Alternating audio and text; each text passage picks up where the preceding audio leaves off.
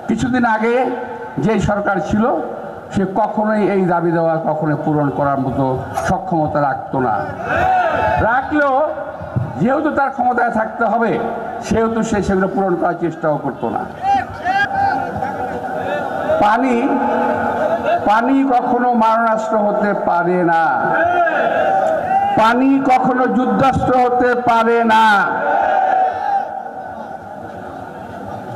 একমাত্র সারা বিশ্বের এই ভারত দেখিয়ে দিল পানিকে তারা মারণাস্ত্র হিসেবে ব্যবহার করেছে, পানিকে তারা যুদ্ধাস্ত্র হিসেবে ব্যবহার করেছে।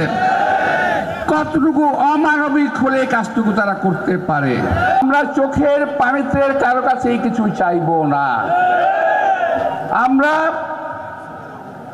বকশিশ চাই না, আমরা ভিক্ষা চাই না, আমরা হিসাবের পাওনা চাই। আমাদের হিসাবের পাওনা দিতে হবে, আজকে না হোক কাল, কাল না হয় পরশু দিতে হবে। যে আন্দোলন শুরু হয়েছে এই আন্দোলন থামবে না। শুধুমাত্র আমরা একটা সরকারের অপেক্ষায় আছি, যেই সরকার আমাদেরকে দেশের মানুষের কথাকে বুঝতে পারবে, মানুষের ভাষাকে বুঝতে পারবে, যেই সরকার মানুষের দাবি দেওয়াকে পূরণ করার মতো সক্ষমতা রাখবে। আমরা কি আমাদের কাছে কি ভারতের কোনো দেনা পাওনা নাই? অনেক অনেক কিন্তু আছে, ভুলেই যাবেন না, অনেক কিছু আছে। আমাদের কাছে ট্রানজিট আছে আপনাদের, আমাদের কাছে আমাদের পোর্ট আছে, মংলা পোর্ট আছে, চট্টগ্রাম পোর্ট আছে। প্রয়োজনে আমরা হিসাব কিতাব করবো, এখন থেকে মনে রাখবেন। আমরা হিসাব করবো, আমাদের যেখানে যেটা প্রয়োজন আছে সেটা না হলে আমরাও ছাড়বো না।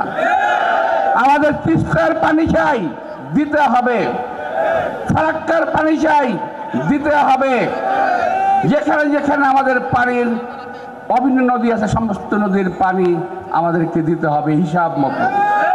কেন গর্বিত মনে করছি যে আমি বিশ্বাস করি এই দাবি, এই পানির ন্যায্য হিস্সা ইনশাআল্লাহ আমরা আদায় করে ছাড়বো।